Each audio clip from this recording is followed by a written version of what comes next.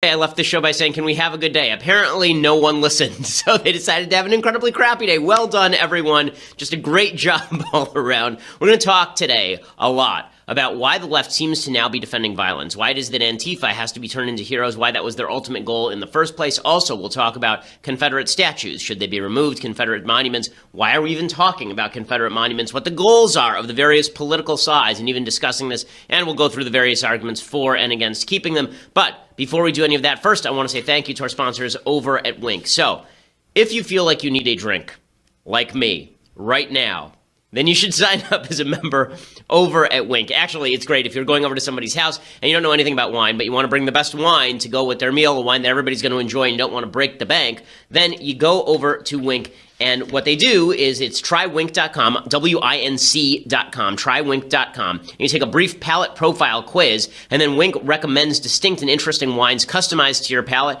It allows you to know what goes with whatever meal is going to be served that night. You don't have to run to the store. It's shipped directly to your house. And right now, Wink is offering listeners $20 off your first order when you go to trywink.com/Ben. That's trywink.com/Ben. Again, it's WINC.com/Ben. They cover the cost of shipping.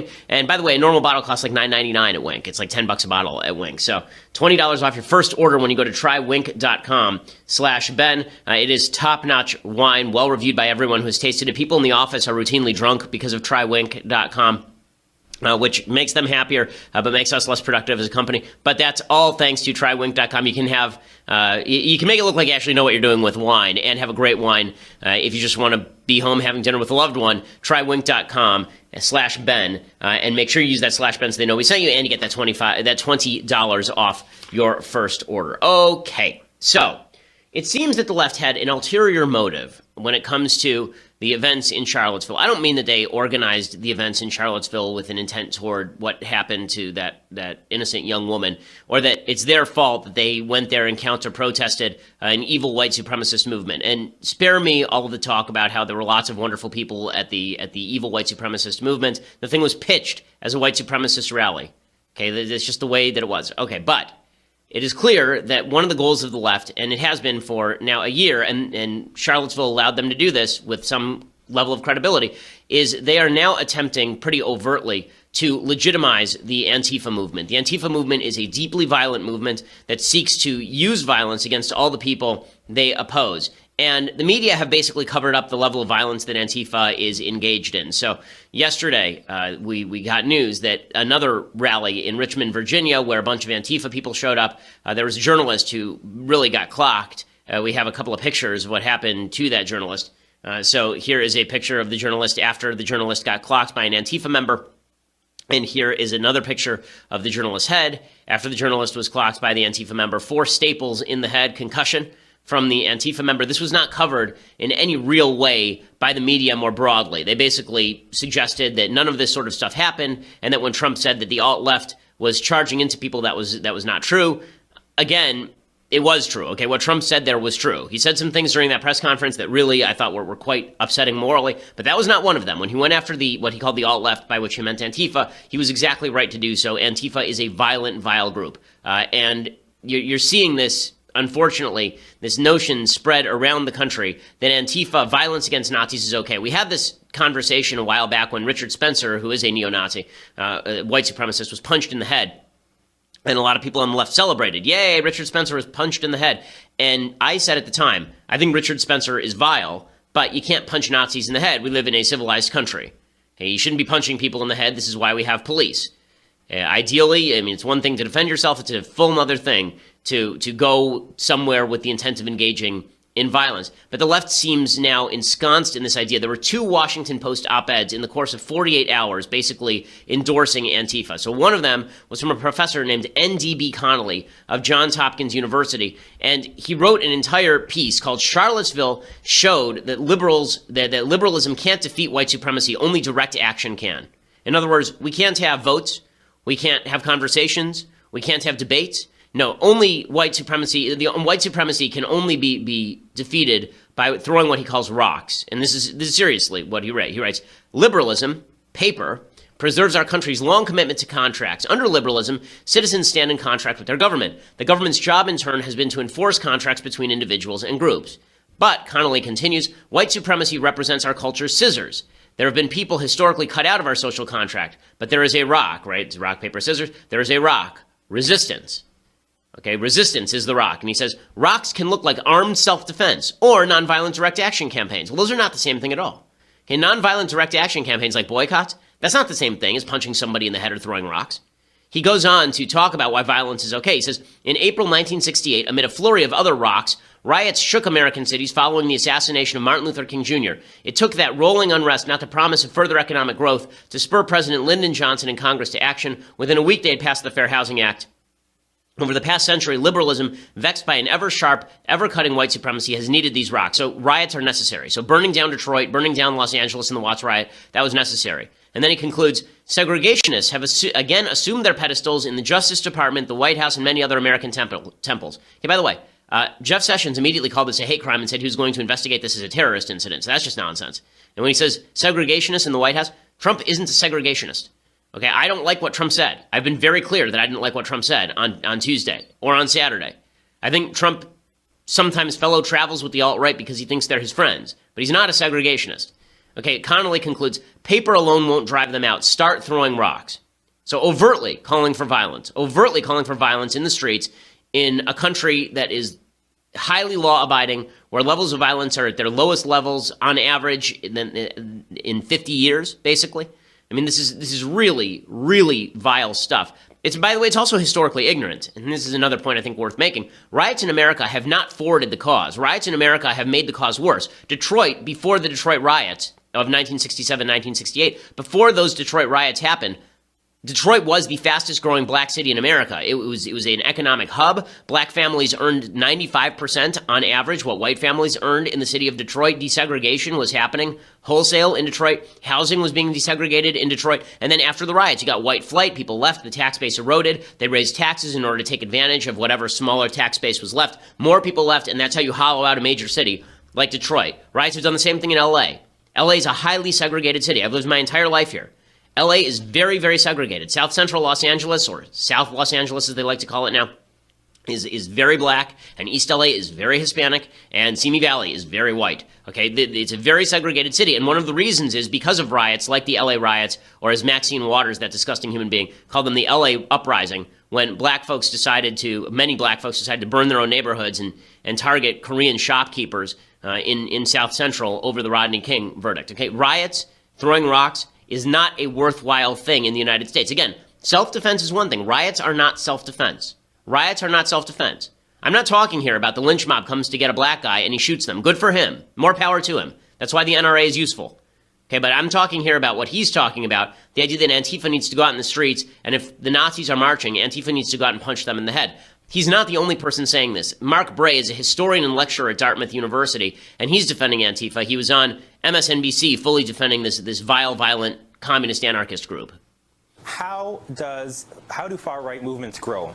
I say they grow by becoming normalized, by not being confronted, by being able to present themselves as family-friendly and respectable. So part of the reason why the alt-right called themselves alt-right is to present that mainstream image. And the opposition that people showed in Charlottesville really marred and tainted that. So I think that by showing up and confronting it, it prevents the ability of being able to be presented as mainstream. And connected that, I think really you need to be able to prevent them from being able to organize. People who are involved in politics know that for movements to expand, they need to be able to organize and grow. And if you stop that, it prevents it. Okay, this is sheer nonsense. What he is saying here, that people who engaged in violence with the Nazis and white supremacists in Charlottesville did the country a service, absolute crap. This is he wrote in his piece that the Antifa has been fighting Klansmen and fascists for years, and then he specifically talks about how they helped stop Hitler, except for how they didn't stop Hitler. Right, he says, in retrospect, anti-fascists have concluded it would have been much easier to stop Mussolini back in 1919 when his first fascist nucleus had 100 men, or to stamp out the far-right German Workers' Party, which had only 54 members when Hitler attended his first meeting, before he transformed it into the National Socialist German Workers' Party. So he says that, and not just, but he's saying they shouldn't just do this through education. He says the first anti-fascists fought Benito Mussolini's black shirts in the Italian countryside, exchanged fire with Adolf Hitler's brown shirts in the taverns and alleyways of Munich, and defended Madrid from Francisco Franco's insurgent nationalist army. Yeah, how'd that go? How'd that go? All three of those times, the bad guys won. So how'd that go? I want to talk a little bit about this myth that armed violence by communists in the Weimar Republic would have stopped the Nazis. There was armed violence by communists in the Weimar Republic. It was one of the driving forces behind the Nazi success. People looked at the communists and they said, okay, if we have to decide between communist violence and fascist violence, we'll go with the fascists. Okay, this is from Richard Evans's book, The Coming of the Third Reich. Quote, a graphic account of the life of the committed communist activists during the Weimar Republic was later provided by the memoirs of Richard Krebs. Clashes with the police strengthened his hatred of them and their bosses, the social democratic rulers of the city. The communists refused to work with the social democrats. It says, Krebs later described how committed communists would attend street demonstrations with pieces of lead piping in their belts and stones in their pockets, ready to pelt the police with.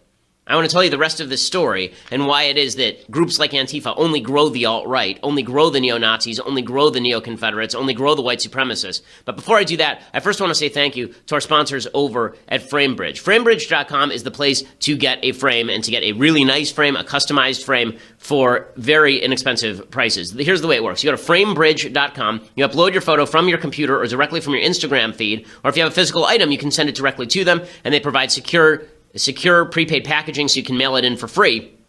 You can preview your photo online in any frame style that you like. You can choose your favorite. You can get free help from a consultant. The expert team at FrameBridge then delivers the frame to your door in days, not weeks or months. They deliver it ready to hang, so you can just stick it right on the wall. And instead of the hundreds that you would pay at a framing store for a custom frame, their prices start at $39. All shipping is free as well. I've used FrameBridge for my own posters. They charge an arm and a leg at a lot of the custom framing places around here. If you want to frame a poster, FrameBridge is much less expensive and much nicer, actually. My listeners right now get 15% off their first order at FrameBridge.com when they use my code Shapiro. FrameBridge.com and use my promo code Shapiro. Right now they have a happiness guarantee as well. So if you aren't 100% satisfied with your order, they will make sure that it is right. Shapiro, okay, promo code Shapiro at framebridge.com. Again, that's framebridge.com/Shapiro. I've used them. I'm very happy with them, and I think that you will be too. Okay, so it wasn't just that the communists and the Nazis went at one another. Paramilitary battles were common, by the way. Here's some statistics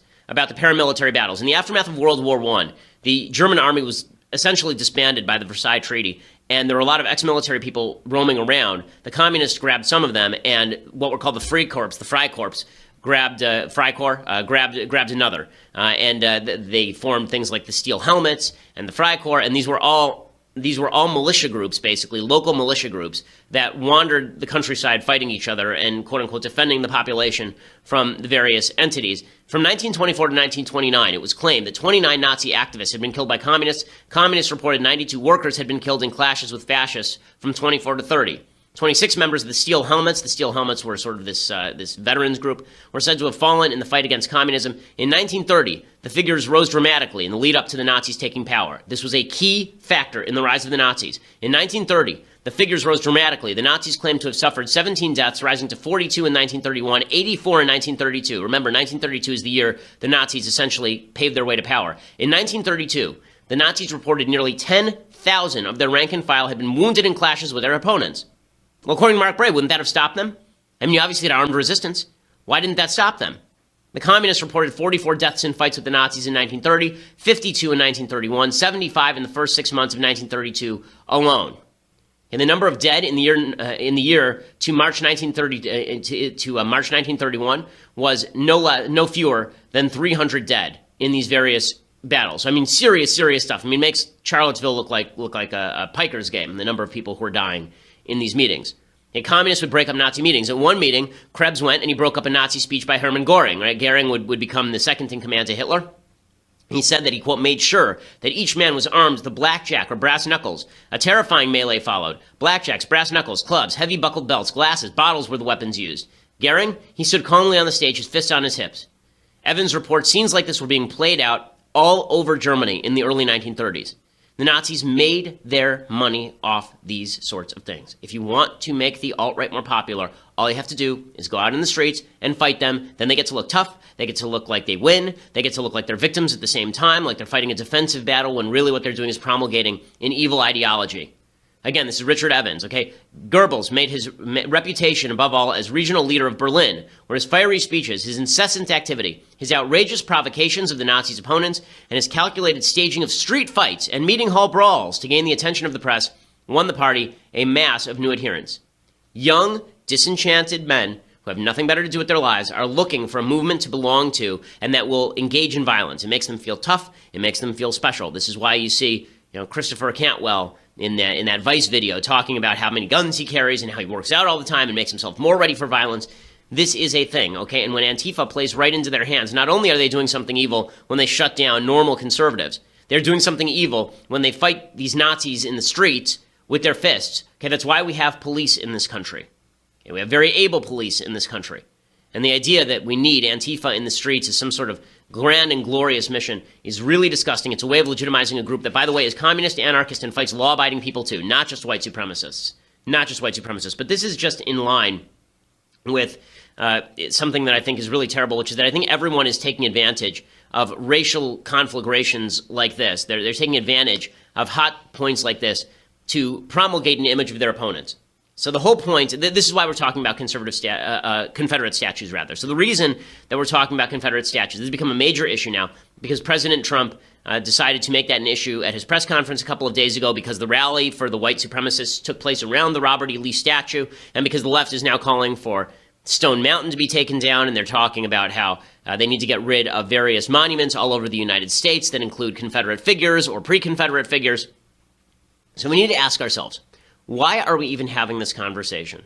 And I think it's worth recalling that in the aftermath of that evil piece of crap, Dylan Storm Roof, shooting 19 black people, murdering 19 black people at a black church, a historically black church, Dylan Storm Roof, there's a picture of him with a Confederate flag, and we had a whole national conversation about the Confederate flag. Why is it that whenever somebody does something evil, we immediately jump to try to find some divisive symbol that we can all rally around or against?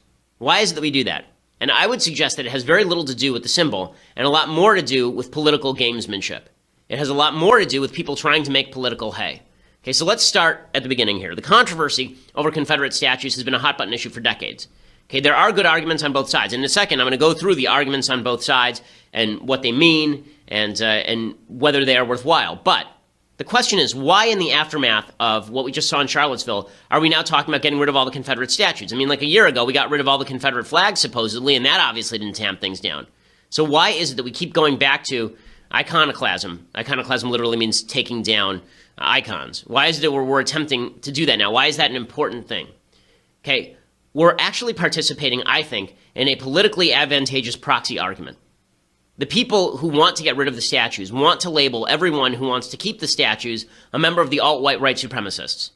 Okay, that's actually what they want to do. So people who say, if you want to keep the statues, that's because you're a white supremacist. And then people who don't want to get rid of the statues, they say, in contrast, that everyone who wants to get rid of the statues just wants to wipe away American history. Now, there are people who back the Confederate statues who actually are white supremacists, as we saw in Charlottesville.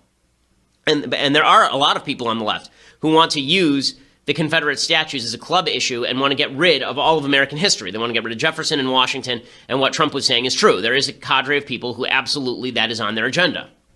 But those aren't the real honest arguments about this particular Confederate statue or that particular Confederate statue.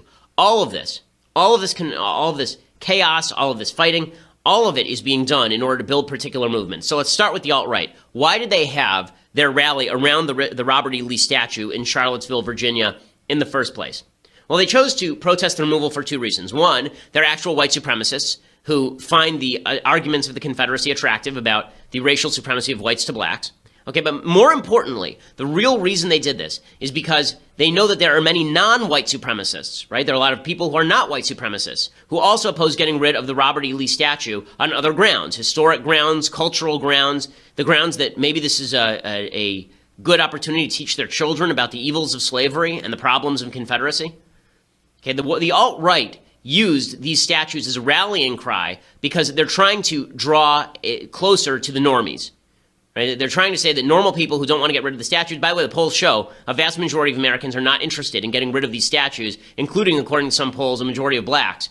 The idea that everyone wants to get rid of the statues is nonsense. The alt-right knows this, and so they pick a cause they think has a majority of support, like, let's not get rid of this Robert E. Lee statue, and then they rally around that, hoping to broaden their cause. So the left reacts in exactly the flip side way. So just as with Dylan Storm Roof, the left decides that it's very important now to label everyone who is their opponent a Nazi. right? So everyone who opposes getting rid of these statues is now a member of the alt-right, according to the left. According to Antifa and the hard left, there are no good people who believe this. Now, this is not the same thing as what Trump said. Trump said there were good people who went to that rally on Friday night. I seriously doubt that. But what the right is saying is that there are some good people who believe that you shouldn't get rid of the statue. Undoubtedly true. The left is saying there are no good people. Then there are no good people who believe that you shouldn't get rid of the statue. Okay, they did the same thing with the Confederate flag. The idea was anybody who flies a Confederate flag must be a redneck racist who wants to murder black people. Okay, it wasn't true then, it's not true now, and it's not true about the statues. How about President Trump? Well, President Trump also is acting out of political convenience. So the left has now broadened the rubric of bad guys to include anybody who opposes getting rid of the Lee statue. So Trump responds by defending anyone who doesn't want statues of Lee torn down as decent. This is why he's tried to broaden out the argument, right? He's tried to say that not only are there a lot of decent people who don't want to get rid of the Lee statues, but, if those people hang out with white supremacists on Friday nights, right? That's the problem. So everybody is now, so it's the worst of all worlds. You've got the alt-right trying to unite with the normies who don't want to get rid of the Confederate statue. And then you've got the left trying to unite the normies with the alt-right by saying all of them don't want to get rid of the Confederate statue. And then you have Trump saying on behalf of the normies, well, we're sort of on the same side as the alt-right. We don't want to get rid of the Confederate statues. And so what we end up with is this very, very polarized politics. And you're seeing it on the left routinely. And I think the left started this by trying to use the Confederate statues as flashpoint and suggesting that everybody who wants to keep them is a racist.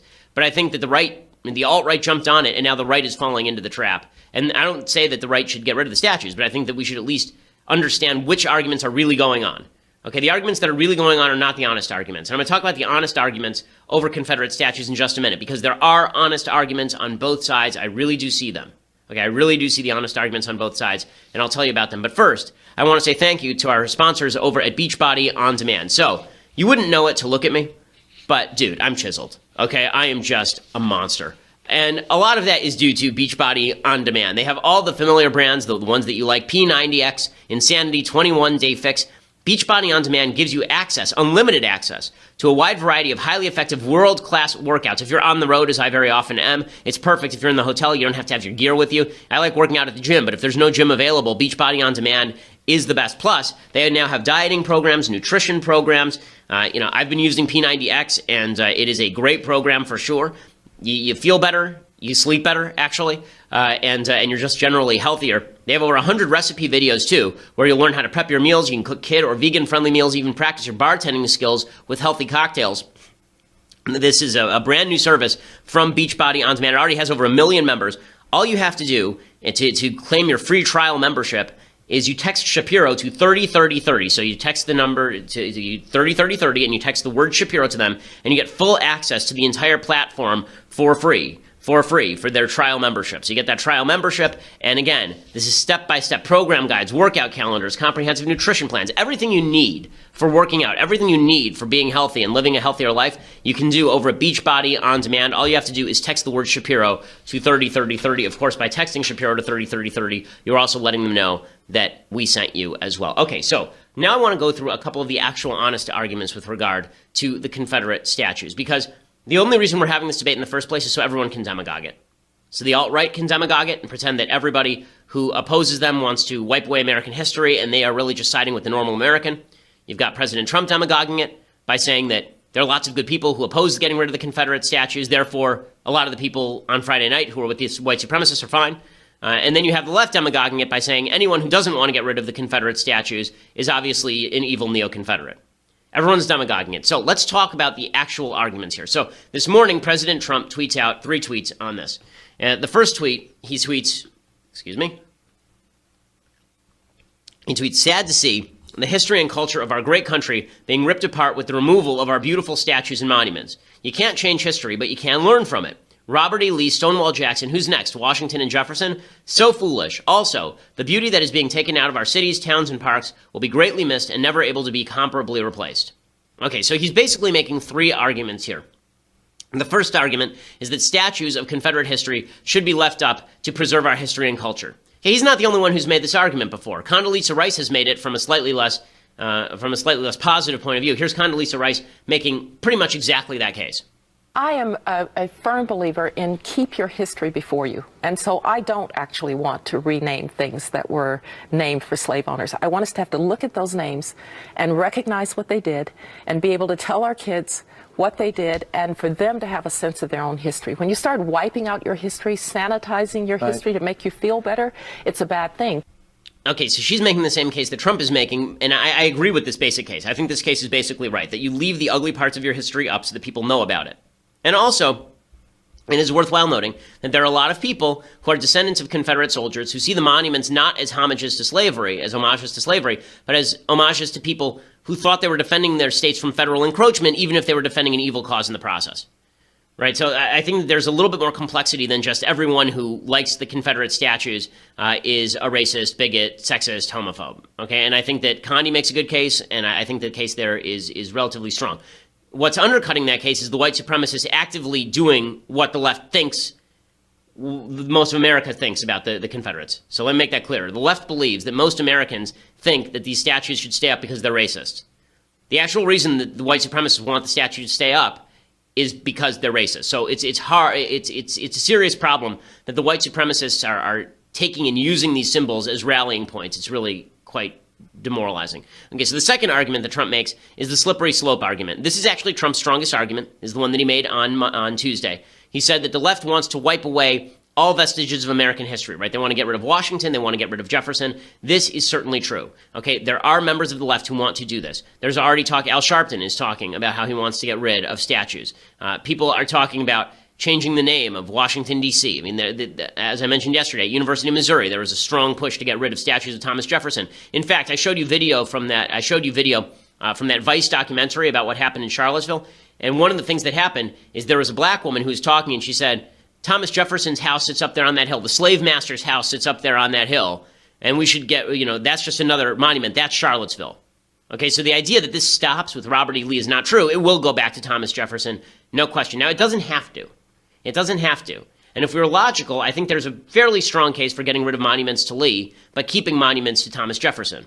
The case for getting rid of the monument to Lee, but keeping the one for Thomas Jefferson is that, number one, Robert E. Lee himself opposed building monuments to Confederate soldiers because he thought that it would prevent unity, which apparently he was right. But second, Robert E. Lee was fighting for a rebel cause to break away from the Union. George Washington was fighting to uphold the Union. The question when you build a monument is, what are you celebrating? When you build a monument to MLK, you are not celebrating MLK's sexual peccadillos, right? When you build a monument to MLK, you're celebrating his message on race relations. When you build a monument to George Washington, you're not celebrating his slaveholding, you're celebrating his actions in the Revolutionary War and his establishment of the Constitution and his presidency, right? These are the things you're celebrating. Monuments celebrate causes, not just the people who are on the monuments. And so that's how you distinguish them, right? So Lee was for the rebellion. What are you celebrating when you celebrate Lee, right? Maybe you're making the case that you're celebrating a man who honorably thought that he was fighting for states' rights, even though he opposed slavery, or apparently opposed slavery, and after he lost the war was instrumental in trying to rally the country around a common point again. Right? Maybe that's what the monument is for, but that's a conversation worth having. There's no question when you have a Jefferson Memorial, for example, that is not a monument to Jefferson's affair with Sally Hemings. That is a monument to Jefferson being the father of the Declaration of Independence. And clearly, that's what the monument is for. So you don't have to engage in the slippery slope. This is the difference between slippery slope arguments. People get this wrong all the time. This is the difference between slippery slope arguments and application of principle arguments. A slippery slope argument says, if you allow them to do A, then they'll do B. If you allow them to do B, then they'll do C. An application of principle argument, like, for example, the argument that gay marriage will lead to polygamy, that's not actually a slippery slope argument. The argument there is that same-sex marriage redefines marriage as people who love each other. Polygamy can also be people who love each other, so you're applying the same principle, and you're just filling out what that principle means, right? So that's not the same thing as a slippery slope argument. This is an actual slippery slope argument. If you allow them to take Lee, then they will also take Jefferson and Washington. Unfortunately, it's a true argument, as the left is showing every day, and Trump is not wrong about all of this. Now, I'll get to the third argument that Trump makes in just a second, but for that, you're going to have to go over to dailywire.com right now and subscribe. For $9.99 a month, you get this show live, right? We are a video show. You get this show live. You get the Andrew Klavan show live. That's happening at 10:30. You get the Michael Knowles show live. That happens at 1:30 in the afternoons. And they're all wonderful. They're all worth watching. You can be part of the mailbag in each. You can go give them a listen. Michael, I thought, did a really interesting interview yesterday with a fellow who attended the Charlottesville March, and so you can go listen to that. It's really worth listening to. You get all those things when you become a subscriber. You get to be part of the mailbag on all of those shows. Plus, there are ads in our show. When we repost the shows later, you can cut those ads out. The ads don't exist in the reposting that we do later just for members. So you just get the show completely straight without ads. If you become a subscriber for $99 a year, you get all of those things. Plus, you get this, the most magnificent of all vessels, the Leftist Tears hot or cold mug, much sought after, much desired. I got an email from a guy yesterday who tried to make his own by pasting a piece of paper onto a hot mug. No, that is not right. This is the inimitable. You cannot duplicate it. It cannot be imitated. The Leftist Tears hot or cold mug, you get that for $99 a year, plus all those other wonderful things. And you support us, allow us to bring you the show, which is, of course, the most important thing. So go over there and check it out. If you want to listen later, go over to iTunes or SoundCloud. Make sure that you leave us a review and subscribe. We always do appreciate it. We continue to be very, very strong on the iTunes charts. We are, by far, the largest conservative podcast in the nation.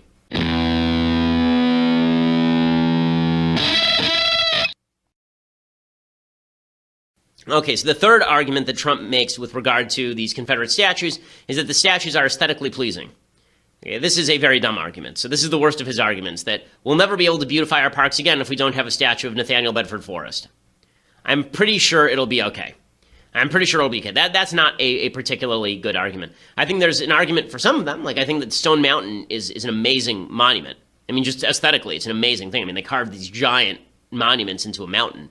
So it's pretty incredible. But I don't think that some of these statues that exist on street corners that nobody's looked at in 40 years. I don't think that those are. That's a very weak case, as opposed to the case that you see from a lot of people on the left, which I think is a fair case, where they say, "Hey, I'm a black taxpayer, and I don't feel like paying for somebody to polish the shoes of Nathaniel Bedford Forrest." I think that's totally fair. I think that's a totally fair argument. So those are arguments we can have, though, right? I mean, I'm just presenting you all the arguments. Those are arguments we can have. We're not going to have any of those arguments. We're going to stand in our various corners and scream at each other, because that's what politics has become.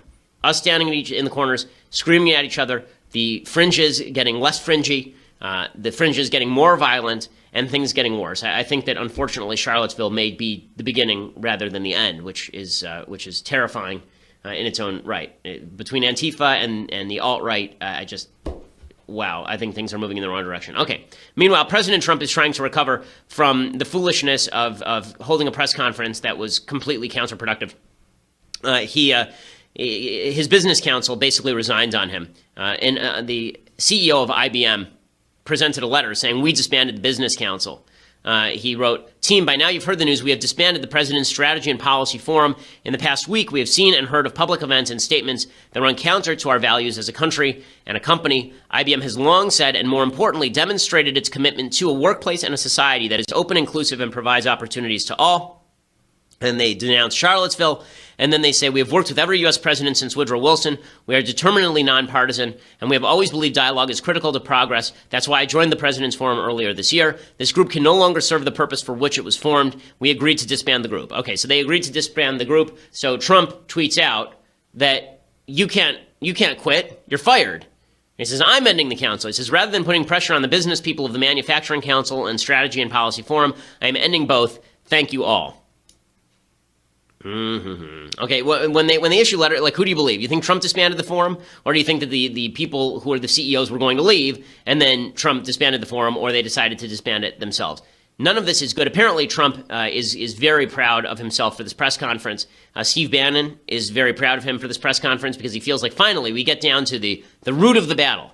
Finally, we get down to the identity politics battle. In fact, Steve said that directly to the New York Times. He said, "The left's been engaging in identity politics for a while. Let them continue to do that, and we'll just play off of that." It's not a good thing. The President of the United States should not be celebrating the rise of identity politics on the left, even though it's destroying the left. I don't think he should be celebrating that. He should be fighting it with every tooth and nail in his body, every bone in his body. He should be fighting that with. Instead, I think that he's engaging with it. Apparently, Trump was telling people that he has no regrets. I think that he should actually get the tattoo that says "no regrets." It's like you should at this point have some regrets about what state you see the country in. And obviously, this is not all Trump's fault. It was like this before. Obama had exacerbated racial tensions to a tremendous degree. Look at the Gallup polls. But this is definitely not helping. Bannon, by the way, seems to be in trouble. Bannon did that. He did an interview with the American Prospect. He called up a guy at the American Prospect, which is a very far-left organization, and began ranting to him about globalists like Gary Cohn, and he started yelling about Trump's North Korea policy, saying there's no chance we're going to do anything military in North Korea, obviously, and then the guy printed it. And so Bannon's been trying to backtrack ever since. I think the greatest part of this particular story is that clearly whatever disease the mooch had is infectious. It is a contagious disease. So the mooch calls up a reporter, forgets to say it's off the record, and then apparently Bannon says he did the exact same thing.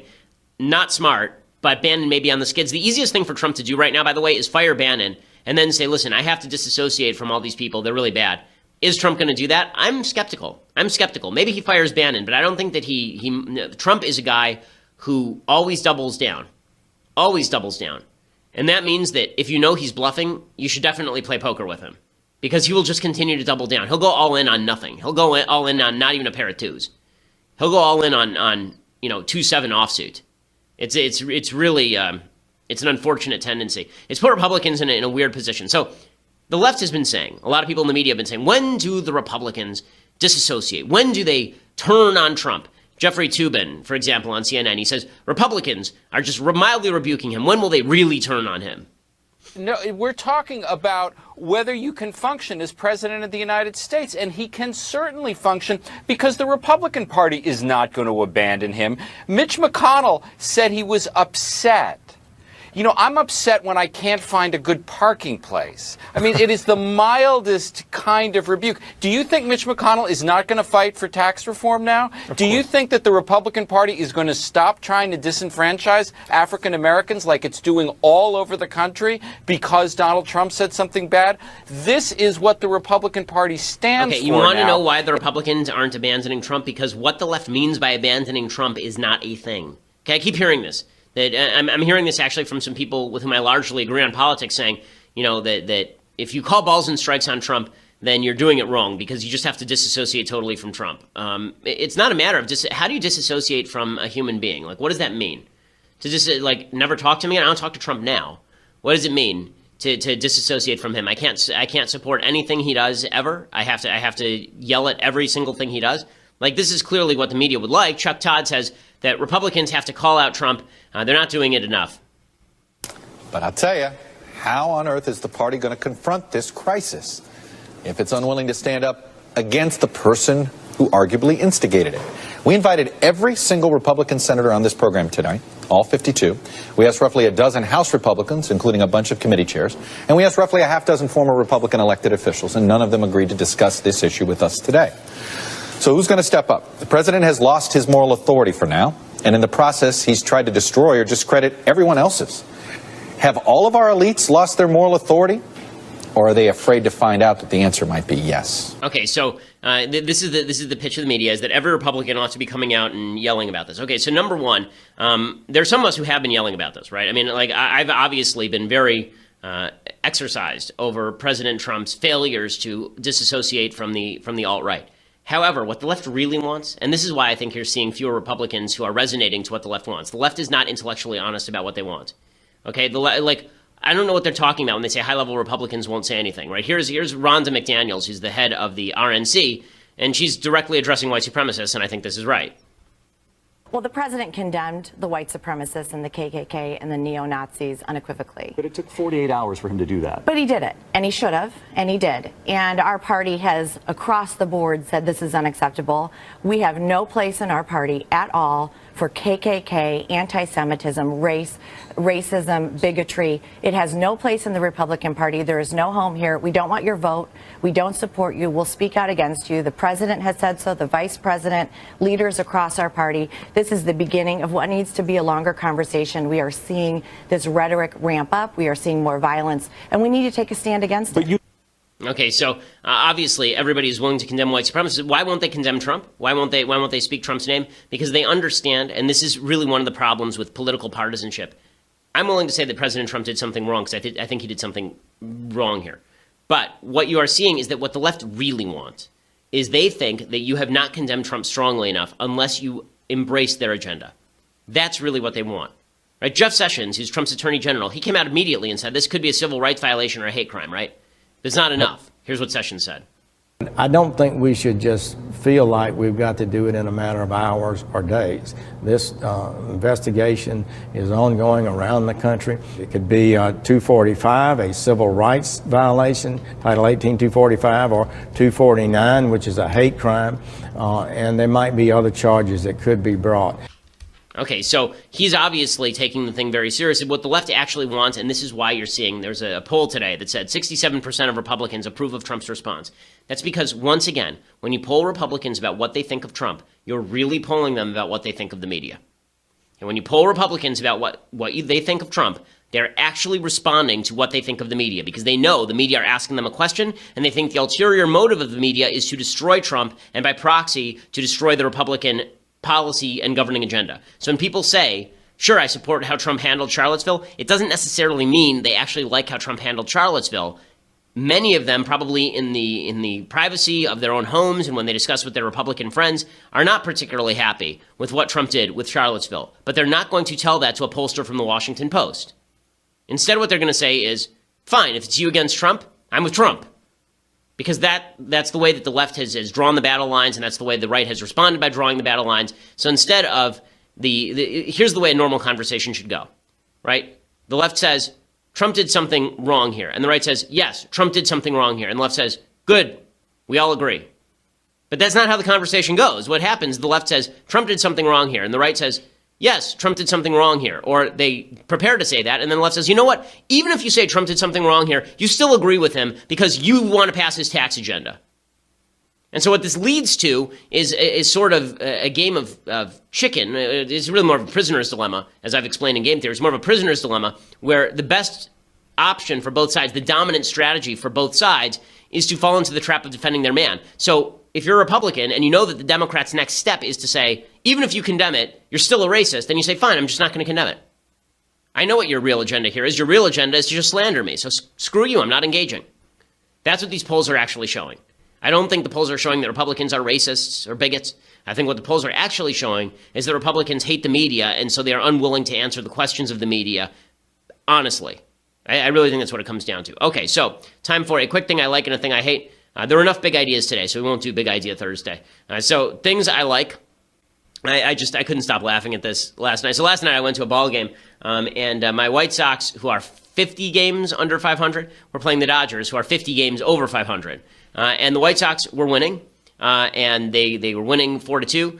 They have a new young guy named Nicky Delmonico, who's just a terrific player. He hit 2 home runs in the game and a single, and he was playing a terrific left field, and just great player. Everything is going swimmingly. And then my dad and I know that the wheels are going to come off, so we leave at the bottom of the 8th inning, and naturally the wheels do come off, and the Dodgers win 5-4.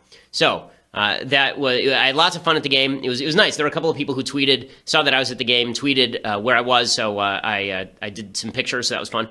So hello, all of you who are listening who were at the game last night. But the best baseball moment was not just me and my dad at the game last night, which was a blast. The best baseball moment of yesterday was the worst first pitch ever. This is an amazing first pitch. And this, I guess, happened at the Red Sox game. Pretty incredible. I mean, you got to give credit to this guy. This is hard to do. So if you can't see it, dude is throwing out the first pitch and nails the guy right in the nads, just a bit outside. Just a bit outside. Boom.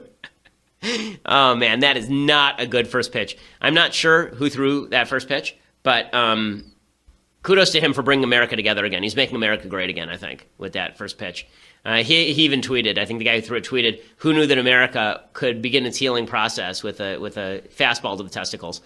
So, well done, Red Sox first pitch guy. Okay, now for a thing I hate.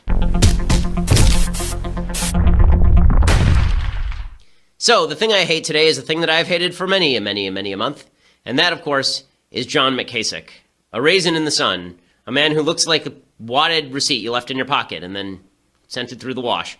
John Kasich, the governor of Ohio, the most self-aggrandizing human being ever, the person who single-handedly allowed Donald Trump to become the nominee of the party by refusing to get out and let us have an honest vote between Ted Cruz and Donald Trump in the latter part of the race. He stayed in for no reason other than he's an egoistic moron. And now he says he wants to primary Trump. So he's out there bashing Trump because he wants to primary Trump. Pathetic, isn't it? Just pathetic listening to this and hearing these marchers. Think if you were a 8, 9, or 10-year-old getting ready to go to school like they are in Ohio, and you happen to come from a Jewish family, or if you're African American, and you hear this kind of hatred.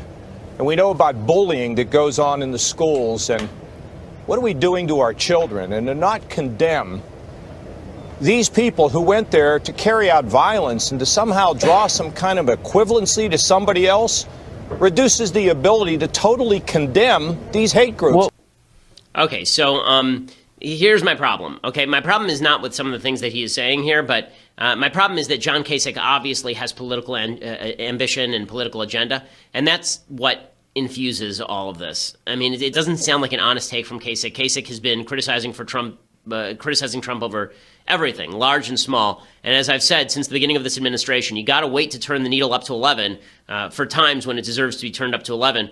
John Kasich seems like a cynical manipulator. The idea that he's going to run in the primaries against Trump is just idiotic. Okay, if he runs in the primaries against Trump, he'll get 20% of the vote maximum, and it's largely because most of the people who opposed Trump opposed him from the right, not from the left, and Kasich is coming at him from his left. So that's not going to be helpful at all. John Kasich, you egotist, it is largely your fault that Donald Trump won the nomination in the Republican Party in the first place, and then here you are doing this routine.